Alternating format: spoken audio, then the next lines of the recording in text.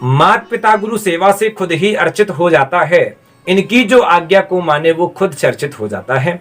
इनकी जो आज्ञा को माने वो खुद चर्चित हो जाता है। नमस्कार मित्रों, मैं कवि विकर्ष जैन शास्त्री आज आपके बीच एक छोटी सी कहानी लेकर के आया हूं। साहित्य जगत के बहुत बड़े कवि महाकवि भारवी, उनसे हर कोई परिचित होगा। उनकी काव्य सृजनात्मकता से सभी परिचित होंगे। वो किसी परिचय के मोहताज नहीं है। ऐसे महाकवि भारवी बहुत सुंदर काव्य सृजन करते थे। उनकी ख्याति, उनकी चर्चा चारों ओर होने लगी थी, लेकिन उनकी प्रशंसा उनके पिता ने कभी नहीं की। वो हमेशा कोई ना कोई कमी निकाल देते थे उनकी काव्य सृजनात्मकता में, और हमेशा उनके सामने उनकी निंदा ही करते थे। तो ये विचार एक दिन महाकवि भारवी के मन में आया कि मेरे पिता हमेशा मेरी निंदा करते हैं और मेरी गलतियां निकालते रहते हैं। तो उनके मन में एक गलत विचार आ गया कि मैं इनको मार दूं। उनको जान से मारने तक का विचार आ गया उनके अंदर। तो ये विचार ही कर रहे थे कि कुछ ही उसी क्षण उनके माता पिता दोनों उस दिन के पास आ जाते हैं, और वो स्वयं झट से छिप जाते हैं कहीं पर। जिस जगह वो बैठे हुए थे वहीं पर उनके माता पिता आ जाते हैं। उनके माता पिता जैसे ही आते हैं तो उनके जो पिताश्री थे वो ऊपर आसमान को निहारते हैं, तो देखते हैं कितनी सुंदर सुहानी रात है।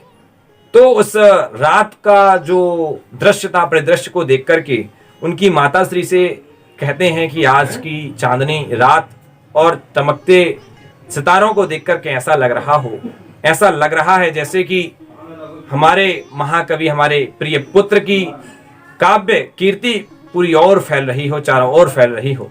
तो यह बात सुनते ही उनकी माता कहती हैं कि आप तो हमेशा उसकी निंदा करते थे, लेकिन आपके मन में उसके प्रति ये सुंदर विचार। तो उनके पिता कहते हैं कि हे भाग्यश्री, मैं उसकी निंदा नहीं करता हूं, वह तो मेरी एक दिखावटीपना होता है। मैं बाहर से एक दिखावा वाला निंदा करता हूं, दिखावे की उसकी बुराई करता हूं, लेकिन वास्तविकता मैं बहुत अच्छा काव्य सृजन करता है। मैं उसके सामने उसकी प्रशंसा इसलिए नहीं करता। यदि मैं उसके सामने उसकी प्रशंसा कर दूंगा तो वह आने वाले समय में और अच्छा काव्य सृजन नहीं कर पाएगा, इसलिए उसकी गति अवरुद्ध हो जाएगी। तो इस विचार को रख करके जैसे ही ये विचार महाकवि भारवी सुनते हैं तो वह अपने पिताश्री के चरणों में लेट जाते हैं और कहते हैं कि मैं बहुत बड़ा अपराधी हूं, मेरे अंदर इतना बड़ा विचार आया। तो कहने का मतलब वो पश्चाताप करने लगते हैं। तो इस कहानी से हमें ये शिक्षा मिलती है कि कभी भी हमें जीवन में जल्दबाजी नहीं करनी चाहिए। हमें सोच विचार करके ही कोई कदम उठाना चाहिए, और हमें कभी भी प्रशंसा की भूख नहीं होनी चाहिए।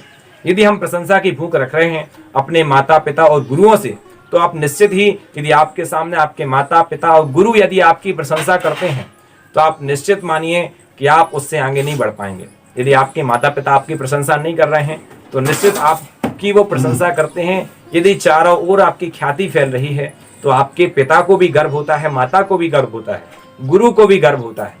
लेकिन आप उनसे कभी प्रशंसा की चाह न रखें।